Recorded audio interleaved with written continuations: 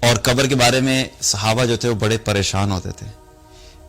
حضرت عثمان رضی اللہ عنہ جب بھی قبر پہ جاتے تھے کسی کی تو وہ اتنا روتے تھے کہ ان کی داڑھی تر ہو جاتی تھی, کپڑے تر ہو جاتے تھے.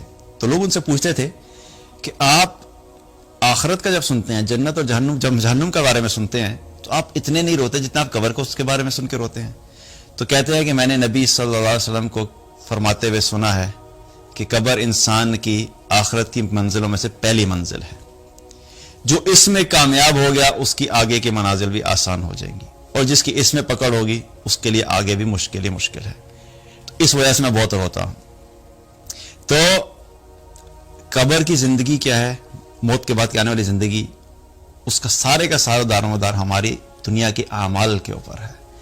آج ہم اگر غفلت میں زندگی گزاریں گے, اللہ کی نافرمانی میں زندگی گزاریں گے, اسلام کو چھوڑ کے زندگی گزاریں گے, اپنی من چاہی زندگی, اپنی خواہشات کی پیروی, اور بڑے بڑے دنیاوی سو کالڈ انٹلیکچوئلز جو بڑے بڑی باتیں کرتے ہیں, جن کا نہ اسلام کا پتہ, نہ دین کا پتہ, نہ موت کے بعد کی زندگی کا پتہ, بس صرف ٹوٹل فوکس اپنی دنیا کی زندگی کو بہتر بنانے کے بارے میں. اب میں یہ نہیں کہہ رہا کہ دنیا کو کی زندگی کو آپ نے بالکل ہی جو چھوڑ ہی دینا ہے.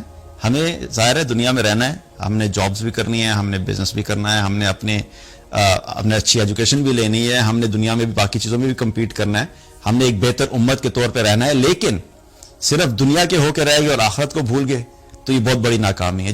جو اچھا ایمان والا ہوتا ہے وہ اپنی دنیا آخرت دونوں کا پلان رکھتا ہے. اس کے پاس یہ پورا پلان ہوتا ہے کہ میں نے دنیا بھی بہتر گزارنی ہے ایک ریزنیبل طریقے سے, اور میں نے آخرت میں بھی کامیاب ہونا ہے.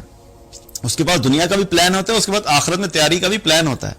تو ہمیں آخرت کے لیے بھی تیاری کرنی ہے, تاکہ جب ہم لوگ اس دنیا سے جا رہے ہوں تو ہماری روح قبض کرنے کے لیے جو ملک الموت آئیں تو جو روشن فرشتے ہیں, روشن چہروں والے فرشتے ہیں, ان کے ساتھ آئیں. اور جب ہم دنیا سے جا رہے ہوں تو اللہ ہم سے راضی ہو, اور جب ہم قبر میں ڈالے جائیں تو ان کامیاب لوگوں کی طرح ہوں کہ جن کے لیے قبر کشادہ کر دی جائے. اللہ تعالی ہم سب کو عمل کی توفیق عطا فرمائے.